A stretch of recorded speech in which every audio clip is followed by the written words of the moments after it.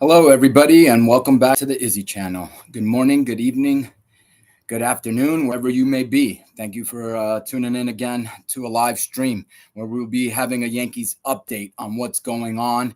The Marcus Stroman signing, Yankees offering Blake Snell a contract, and we'll discuss a little bit more about what's going on around the MLB today, Saturday, January 13th.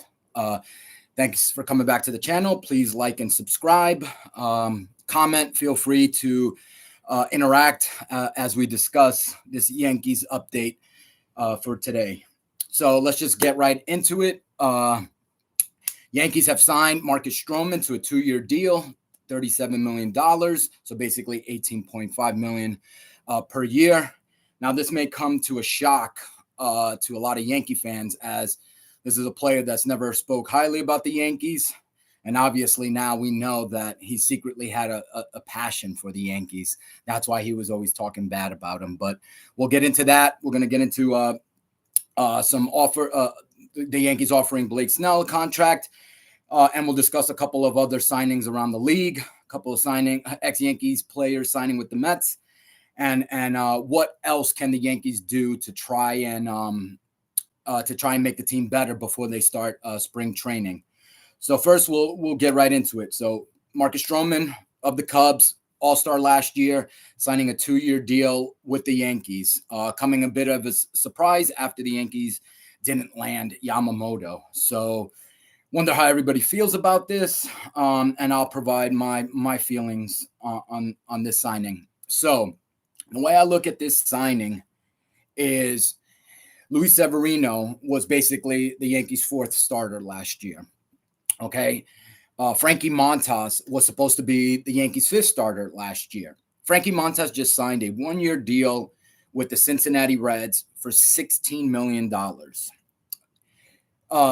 Luis Severino signed a 1-year deal with the Mets.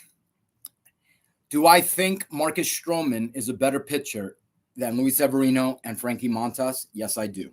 So if the Yankees have brought in Marcus Stroman to either be the 4 or the 5 in the rotation, I think this is good pitching depth that they've signed here.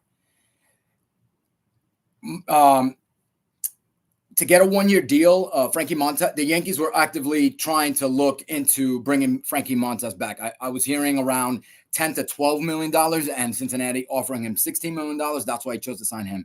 I thought that was completely way too high for a pitcher that basically pitched only a couple of innings for the Yankees and got hurt. No real track record, no real pitching quality to speak of, pitching with the Oakland Athletics. Luis Severino, he was our 4th starter. He could not stay healthy for the Yankees. It was a big miss for the Yankees not trading him once upon a time, say like 6 years ago. When they had many offers for him, because it turns out that he basically was a bust because he never did anything for us or lead us into a good playoff charge or even get us to the World Series. So a once hyped prospect on the Yankee side didn't come to fruition, and now signs with our crosstown rivals, the New York Mets. Okay, so there's a lot of Yankee fans out there that are not happy with the Stroman signing. I know it was being discussed on Yes as well. Michael Kay wasn't really too happy with it as well. And my take on it is, if the Yankees have brought him in to be the 4 or 5, preferably the 5, I think this is a good signing, because think about it.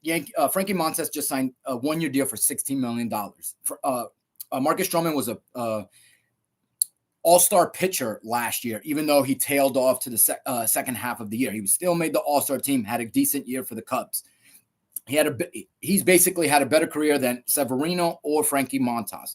So if we're bringing him in to replace those two guys, it's an upgrade. It deepens the pitching staff and brings in a guy who can pitch more innings and stay on the field probably better than Frankie Montas or Luis Severino. So in that sense, it's a good signing. There's a lot of issues with how much he's been on the social media. On his social media accounts in the past, targeting the Yankees, saying really bad things about the Yankees. And he's gone after Brian Cashman a lot. So obviously there was a little love-hate relationship there. And, when you when you hate something, you talk. When you really secretly love something, but it doesn't love you back, you secretly talk trash about it. So it could seem that Stroman was doing a little bit of this. Obviously, he pitched with the Mets, so he wants to be in New York. He's of Puerto Rican descent, I believe, on his mother's side. He chose to pitch for Puerto Rico at the World Baseball Classic. So technically, he is made for New York, and I could see him doing well here. Since signing with the Yankees, 2 years, $37 million, so basically 18.5 per year, which in this pitching market is a rebate, is a discount, as we saw with the Frankie Montas signing for $16 million. It's only basically $2.5 million more for a pitcher that made the All-Star game last year and has a better track record. And he wants to be here. On social media, he's been posting how much he's happy to be here. His beef with Cashman is gone. So he's happy to be here. And when the player's genuinely excited to be here, I think it's a good fit. So, and then I think it's an upgrade, again, on Severino and Frankie Montas and what we have potentially there. Clark Schmidt is probably going to battle out for the 5th spot, maybe, unless we trade him. So it just adds more pitching depth. And Marcus Stroman is a sinker ball pitcher. So, and that's what the Yankees have been working with and developing, just like Clay Holmes under our pitching coach. So I think this is an opportunity for Stroman to get better. Hopefully he continues to pitch the way he pitched last year, the way he was learning to, keep the ball more down in the zone and leverage that sinker. So hopefully this is a signing that provides more depth, and, he can pitch over 140 innings and hopefully get the Yankees double-digit wins. So that's what, especially from the 4 or 5 spot in the rotation. Hopefully it's the 5 spot, because the Yankees do need to do more. So Marcus Stroman on board, happy to have him, even though I know a lot of Yankees fans are not.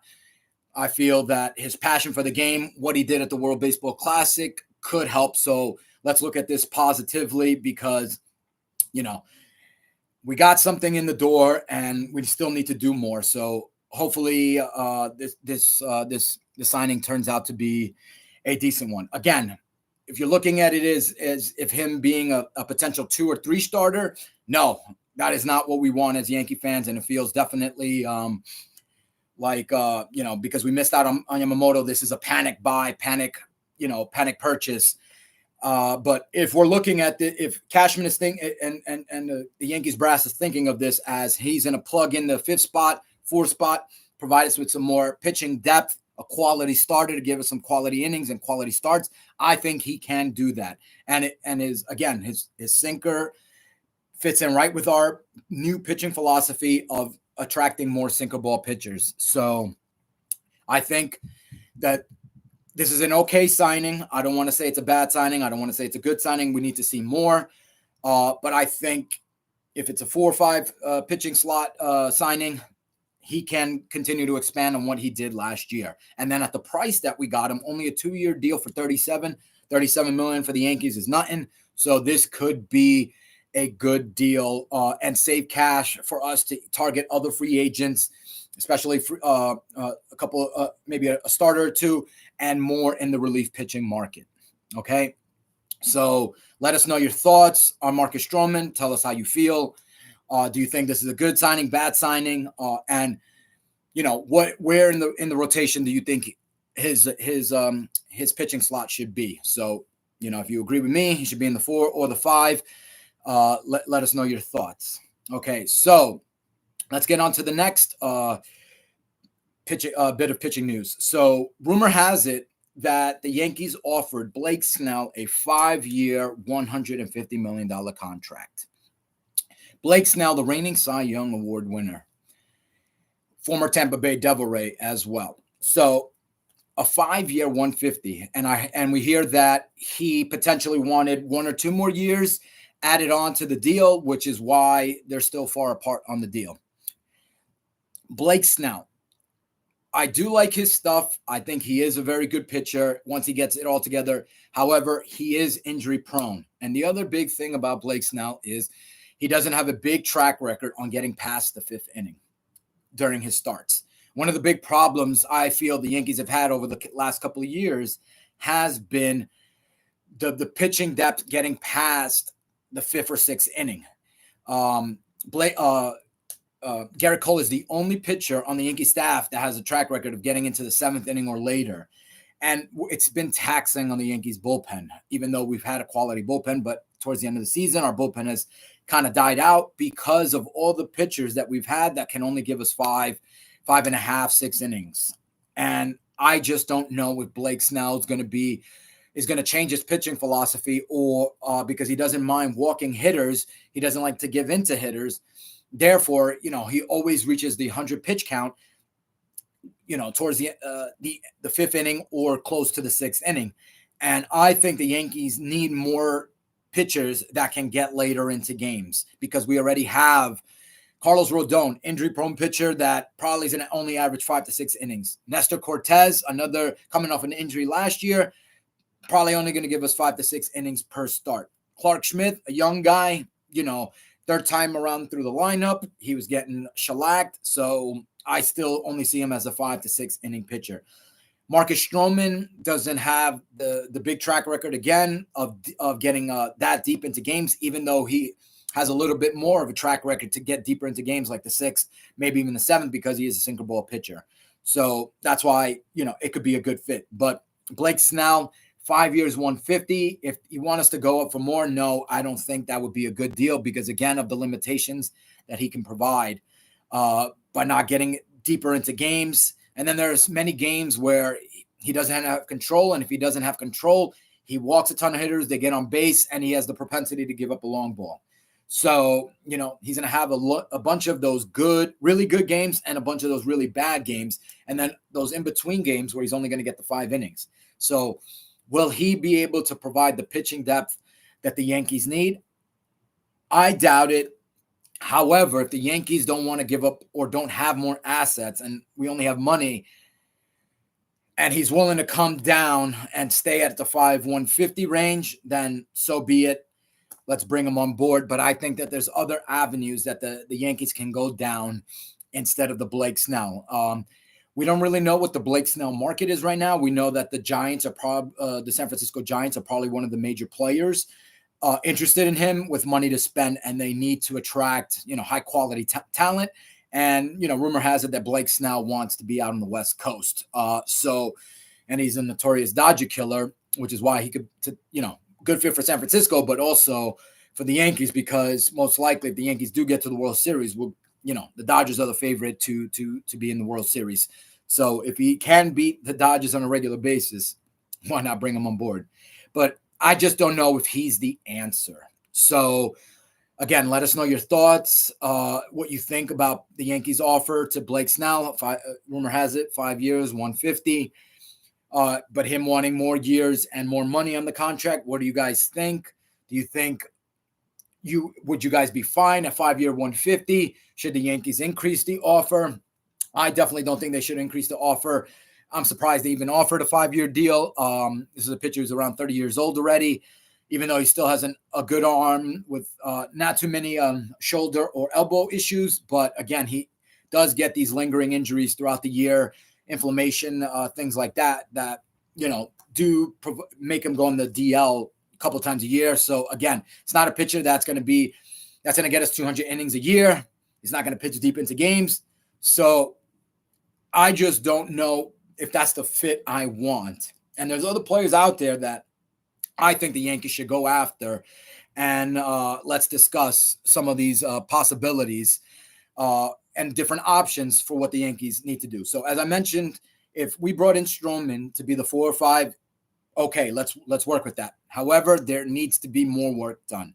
Carlos Rodon, I do not think can be the Yankees' number 2 starter. I don't want him to be the number 2 starter. I'm fine plugging him in at the 3. Nestor Cortez, 4 or 5. Clark Schmidt, pitching depth or trade piece. So what can we do to improve the rotation a little bit more? So the couple of players out there that I prefer the Yankees to try to go after, number 1, Shane Bieber. Shane Bieber won a Cy Young Award under Matt Blake, our pitching coach. to be reunited with him, I think could ignite Shane Bieber and potentially get him back to Cy Young form. He's been dealing with a couple of lingering injuries over the last couple of years, so that's, made his stuff tail off. Can he have a bounce back year? Yes, I do. So in order to get Bieber, the Yankees have to trade for him. We've already completed one trade with Cleveland, sending Estevan Florial, an outfielder that the Yankees probably were going to designate for assignment. So, they shipped him off to Cleveland to get some pitching depth, since we gave up a lot of our young pitching depth in the Juan Soto deal. So that was partly to replenish some of that, grab a pitcher from Cleveland. There seems to be a good rapport with Cashman and the general manager for Cleveland. So that's why I think a deal could be struck for Shane Bieber. I think getting him back with Blake could kind of turn his career around. And I still think there's talent there. And the price tag for Bieber is not going to throw the Yankees over into the luxury tax threshold. Shane Bieber's, I think, going to be making around $12 million this coming year in 2024. So that fits. And I think we would have him for one more year before free agency.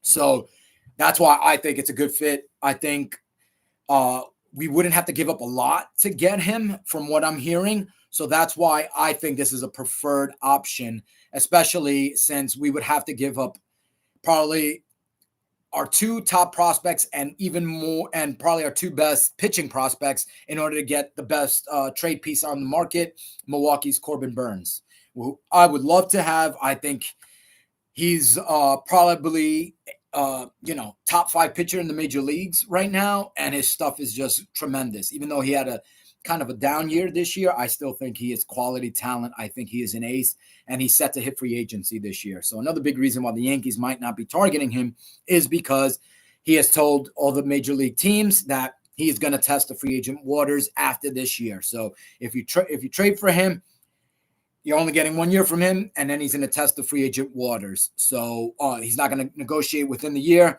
and that's something that the Yankees probably don't like, and a lot of the major league teams don't like. So it seems that he's probably going to stay in Milwaukee because nobody's going to pay an arm and a leg to get a guy for 1 year that's going to test the free agent landscape right after the season. So, and nor do I, after trading a lot of our quality farm system talent to get Juan Soto, I don't know if the Yankees are in position to trade even more of that talent away and get Corbin Burns.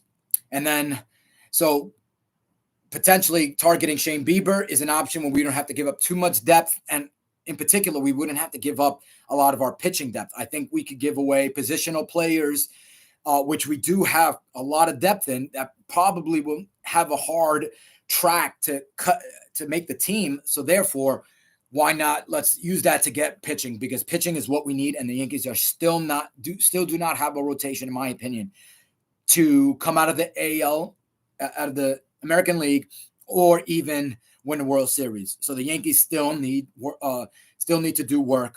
I don't know if Blake Snell's the answer. I would like to see what we could do to get Shane Bieber, reunite him with Matt Blake. It's not gonna cost us financially too much, and I don't think it would cost us too much in terms of prospect. So that's one of the targets that I hope the Yankees go after in the pitching market. This next pitcher that I am hoping the Yankees target is a very controversial one. Okay. This pitcher, got in big time trouble for his, extracurricular activities with the ladies. You guessed it. It is Trevor Bauer. So Trevor Bauer recently pitched in the Japan League because after being let go from the Dodgers, no major league team could touch him while, the civil lawsuit was going on with him in the trial. We won't get into any of that stuff. We don't want to get canceled. We don't want to get in trouble. We don't want to, go on a timeout or anything. So we'll leave that be. But he had some legal issues, some very bad stuff. But he's been very vocal in recent interviews and articles that, he's a changed man. He's learned from his lessons. He's definitely doing everything different. And not only on his personal life, he says he wants to do things differently in the game as well. So this is a guy that's always kind of throwing temper tantrums on the mound. He notoriously gave up a home run and then got the ball back from the umpire and threw it over the center field wall. I believe it was in Toronto. That was pretty funny. And I've always enjoyed guys that have that passion, that anger when they play. He's right up the Paul O'Neill type alley in terms of the players that you really beat themselves up, really get angry with themselves when they perform poorly. And I've always liked players like that. So I've always been a fan of Bauer until this little, mishap in his personal life happened. And when he was a free agent pitcher before signing with the Dodgers, I was really hoping that the Yankees would go out and sign him. So now he's back from Japanese baseball and he's a free agent. Okay. I don't know what type of market there is out there for him. I've heard rumors that, major league teams have talked to him or were at maybe one of his press conferences or have spoken to his agent. And I think the Yankees were one of them willing to listen. New York City is a city of second chances. Our New Yorkers heavily believe, there's a lot of bad stuff, but, people can turn it around and change. And there's no better opportunity for people to turn careers around or turn over a new leaf in life than New York City. So Bauer is an interesting option. I do not think it would cost a high-end contract to get him either. He's still young enough with good stuff. He was an all-star, I believe. I'm pretty sure in the Japanese Baseball League this past season. I think he had like 13 wins, like a 13-5 record or something like that. So he was still pitching at an elite level, and that was after having some time off. So to sign him, get him into spring training, and get a full spring training under his belt, I think he could come into the season, hit the ground running. His arm is probably a little fresher, not having pitched as many innings over the past couple of seasons because of the suspension and his time in Japan. So he could have a fresh arm. He's never been that big of an injury-prone player. So this is a guy that you could pencil in on a cheap contract because he's trying to get back into baseball. So I don't believe he would potentially be somebody that would command a lengthy contract at over a 20 or even over a $15 million annual base. So I think it's somebody that the Yankees could get on a flyer, 1-year deal with an option maybe, especially him wanting a chance. And I'm pretty sure if the Yankees offered him a contract, he would say yes at most prices. So I think that this could be an option because, again, I think he's better than Severino. I think he's better than Frankie Montas. He might be better than Stroman. So I would probably rate him a little bit higher than Stroman. So I wouldn't mind having and giving a chance to Trevor Bauer and seeing what we can do. So let us know your thoughts about that. I know, he is a taboo type player, with what's going on, but let us know your thoughts and feeling on him. And would you want him on the Yankees? Would you want to give him a second chance? I think we can give him a second chance. I think he could turn it around. I think he could give us some good pitching depth. I think he could revert back to an all-star caliber form. And why not take a flyer on him, especially because if we're not going to make these trades and give up our farm system to get some of these, like a Dylan Cease or a Corbin Burns, why not take a chance on Trevor Bauer, especially, if Blake Snell's not going to reduce his, contract once. So he is a possibility. And he's somebody that, we could still go get a Shane Bieber with Stroman, and then Bauer be the third piece to just add the depth. The Yankees need depth because, again, I don't believe Carlos Rodon will pitch a full year. I don't believe Nestor Cortez will pitch a full year. I don't believe Marcus Stroman will pitch a full year. The only one you can really count on is Garrett Cole. And, God forbid, knock on wood, something, Garrett Cole, something happens, we need more pitching depth. And a lot of the pitching, like our Michael King traded to San Diego Padres for Juan Soto. More our youngster pitching depth traded to San Diego. So let us know again your thoughts on Bauer and whether you would want to sign him or not. The Yankees talking about another signing. This is like a minor league signing. Luke Weaver, who pitched for the Yankees in September, made a couple of starts for us. The Yankees did sign him as well to a 2-year deal.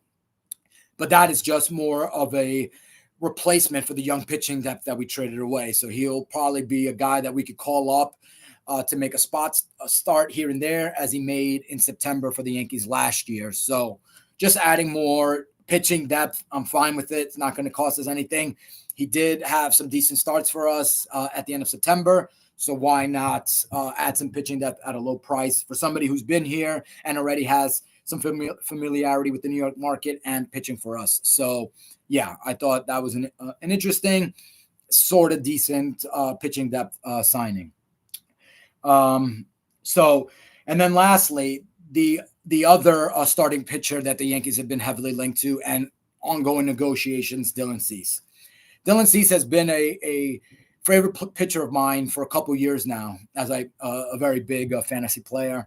And I've had him on my fantasy team over the last 3 years. And I have a good friend that I play golf with that's a big White Sox fan. And I always like to talk to him about Dylan Cease. And I knew about Dylan Cease before even he did.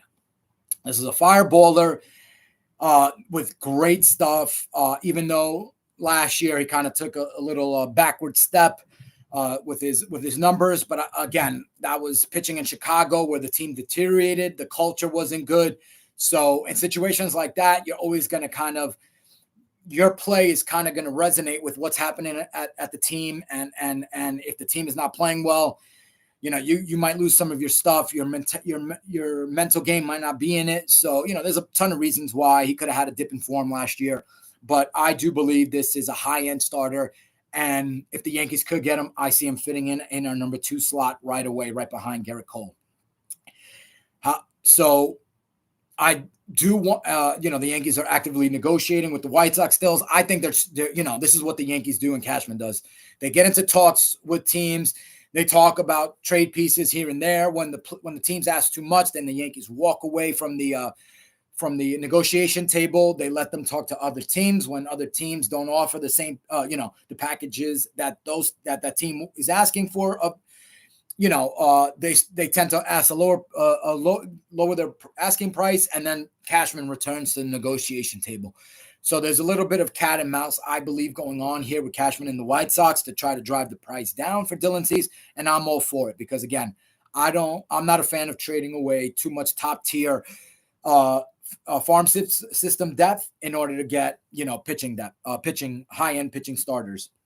This is a Dylan Cease, though. However, I am fine trading some of that, like a Oswald Peraza and a Pereira outfielder. So I'm fine trading a couple of high-end position players and maybe one lower-end pitcher to go get a Dylan Cease. If they're asking for our top outfield prospect in Jones or Jason Dominguez, no way. Chase Hampton, our number 1 pitching prospect, no thank you. I'm not going to give up those guys to get Dylan Cease, who does have 2 years of control under his belt, which is why the White Sox would want to ask for a lot more pitching, a lot more, farm system talent for a guy with 2 years under control. If we can get them to lower their asking price, because again, they want to get rid of him and build up their farm system, I am fine giving away 2 high-end positional players and 1 low-end pitching prospect in order to get Dylan Cease. I do value him. I think he could be tremendous on New York. In a perfect world, we would trade for him and sign Bieber to go along with Stroman, and then that would make up for not signing Yamamoto and for the crappy year Carlos Rodon and Nestor Cortez had last year. So in my perfect world, what I think the Yankees and what I would love the Yankees to do is to trade for Bieber, to trade for Dylan Cease, and that rounds out the pitching rotation. If they can't trade for both, I'm fine with trading for either one, Bieber or Cease, depending on the packages, and either maybe potentially signing Blake Snell or taking a flyer on Trevor Bauer. Okay. Now, if the Yankees do get Bieber and say take a flyer on Bauer, the work is not done there because the Yankees still need to add to the bullpen. So, one big bullpen piece that came off the market yesterday was Jordan Hicks signing a 4-year, $44 million deal with the San Francisco Giants. This was a guy that the Yankees had been in talks with their agent, have been in negotiation, and appeared to be very interested in him as he's a fireball that throws over 100 miles an hour. He's got a great arm, did pretty well for the Blue Jays after being traded from St. Louis last year, and a lot of teams were in on him. And he got the lengthier deal from the Giants. The Yankees probably offered him a shorter length deal, and he wanted, more years, more money. So that update is that he signed yesterday, 4 years, $44 million with the San Francisco Giants. So where do the Yankees turn to now in the relief pitching market? So obviously the biggest name out there still is Josh Hader. The Yankees have been heavily linked with Josh Hader, but so many teams are. What would it take to sign Hader? Reports out there say that Hader's looking for $100 million contract. To sign a relief pitcher for that much money is very scary, and I probably wouldn't, especially because even though Josh Hader had a tremendous year last year, the year before that when he was traded to San Diego, he had one of the crappiest second halves I've seen a front-end relief pitcher ever have. So to give that much money away, I don't know if it makes sense to sign him. I'm more interested in maybe like a 3-year, $75 million deal than a 4-year, $100 million deal for Hader. So, but he is somebody that definitely I would love to have on the Yankees. That lefty fireball, it gives us something different. Maybe a replacement to Wandy Peralta, an upgrade on him as well. So, and the Yankees need to fix up this bullpen. I would like to move Clay Holmes out of the closer role. Adding Hader would do that to allow Holmes to be in like the 8th inning role, and we have more depth in a relief pitching staff. I don't think that the Yankees are just one relief pitcher piece away. I think we need to sign 2 relief pitchers. And the other name out there that I'm hoping after Jordan Hicks signing with the Giants that the Yankees look into is Robert Stevenson. This is a pitcher who pitched for the Tampa Bay Devil Rays for the Tampa Bay Rays last year and had a solid year with an ERA under 3. Before the Rays, he was on Pittsburgh and Cincinnati, where he didn't have too many good years. But I think he's always flirted around the as a starting pitcher, relief pitcher. So he's never had a set role as a relief pitcher. And last year was his main. Was his maybe first or second year as a full-time relief pitcher, and it turned out fantastic. I don't think this guy would cost that much, and I think he would provide quality depth in our relief pitching staff, and it takes away one of the quality relief pitchers of the Rays. So that's why I think it would be a good signing.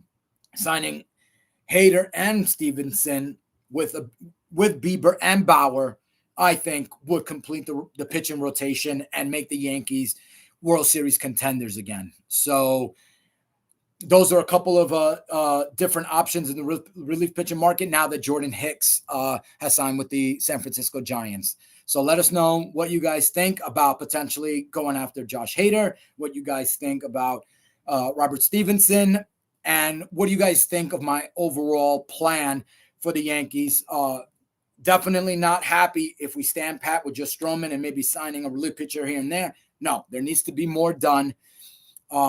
Again, I think we need to still add 2 more starters and 2 more relievers, especially because we traded away Michael King and how injury-prone our starting pitching staff is. So, again, my main fixes for the Yankees, 2 starters, a combination of either Snell, Bauer, Dylan Cease, or Bieber. Grab 2 of those 4 and see what we could do. My preferred 2, obviously, being Bieber and Cease, but I don't think we could trade for both of them. So I'd be fine with either Cease and Bauer, Cease and Snell, or Bieber and Bauer, Bieber and Snell. So let us know what you guys think about those options, and what do you guys think of my overall plan to fix the Yankees pitching staff. And the last piece of rumors to get into for the Yankees today is some rumors about the Miami Marlins potentially willing to listen to offers to Luis Arias. This is a guy that flirted with batting 400 for most of until basically after the All-Star break. One of the things that has been the biggest problem for the Yankees over the last, say, 7 years is all the hitters on the Yankees that do not bat over 250. It is kind of disgusting to me to have so many players in your lineup that cannot hit over 250. So for all you mad geniuses out there, that is basically getting one hit out of every 4 at-bats you get. Okay? And that's what the Yankees have. So we're strikeout prone, and we do not have high batting averages. We're not good at bringing in base runners with less than 2 outs from third base because we don't make the contact. We strike out, and we bat under 250. So the Yankees need to add players that bat over 300, and Luis Arias does not have a year where he doesn't bat over 300. He is a perfect fit complement to our lineup. Again, with how successful of a year he had last year, it's probably going to cost a good amount of quality depth to get him. But again, the Yankees do have that positional player depth, and trading a piece like Oswald Peraza 1-for-1 could probably get a Luis Arias, because you're trading our top shortstop or second base talent for a guy that the Marlins are probably going to only have for 1 more year. I think he's only got 1 more year under control. And before hitting free agency, where they know they can't sign him. So trading some positional pieces to get a guy like Luis Arias, and then it would potentially allow us to maybe trade a Gleyber Torres, who just avoided arbitration and is under contract for the year.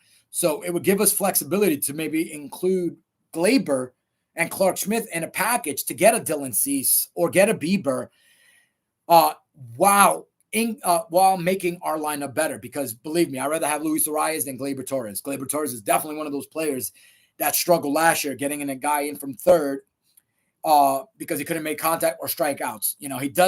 He doesn't step up in primetime games, and his playoff batting average is horrendous.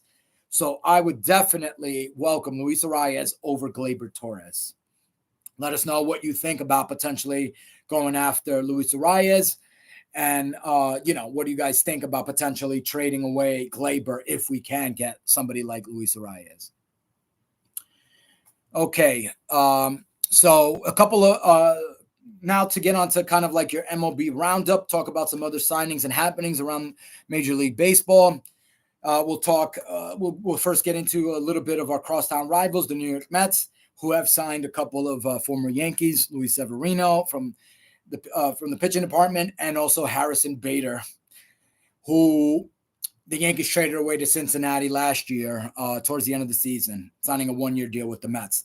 Problem with Bader, while he dominated, had a great postseason for the Yankees in the year that we did trade for him. Last year he had some shining moments, but injury prone. So his last 2 seasons with the Cardinals, injury prone, came to the Yankees, only was able to play in the postseason. And last year started out the year and injured on and off throughout the year. So the Mets took a flyer on him to sign him to a 1-year deal. But will he continue to be injury prone? What will Severino do?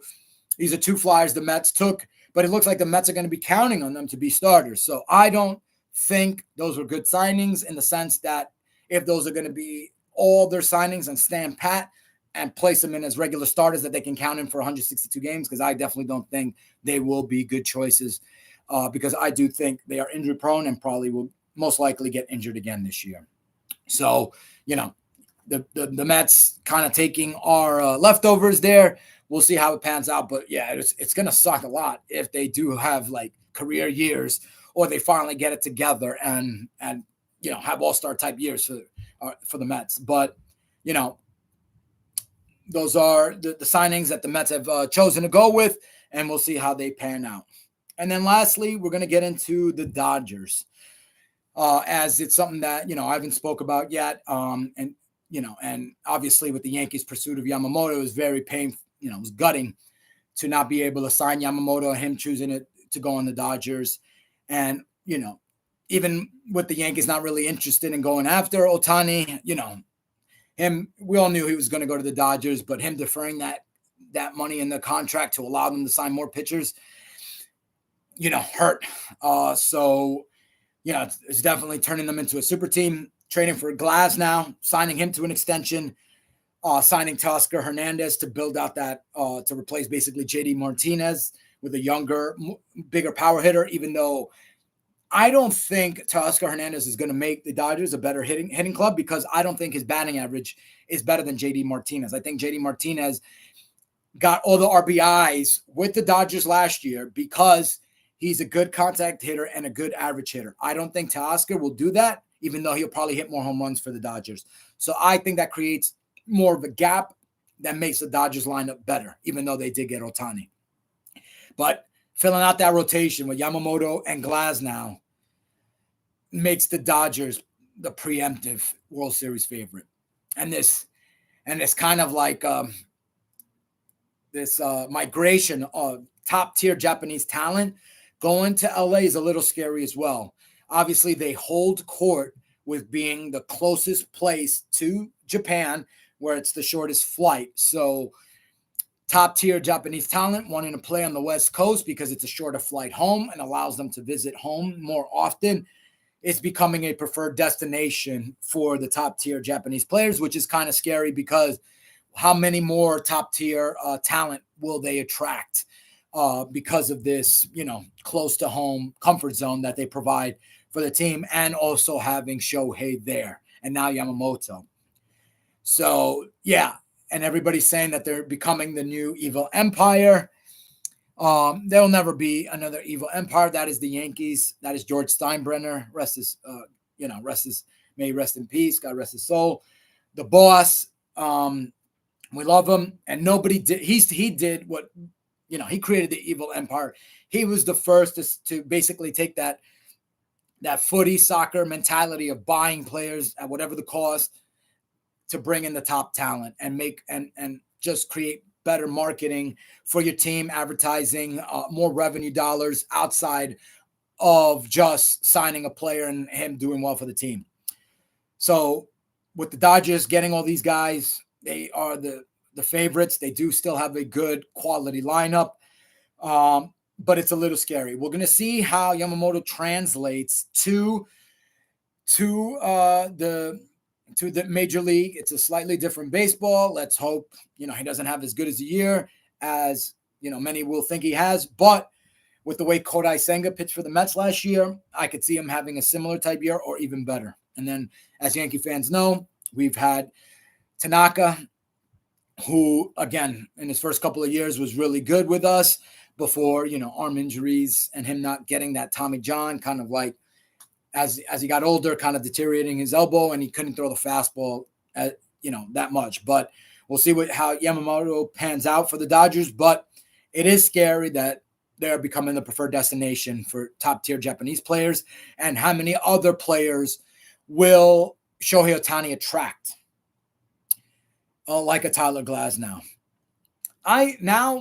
With this becoming a preferred player for the Japanese top tier players, I actually think this might shy away the top MLB talent from signing with the Dodgers.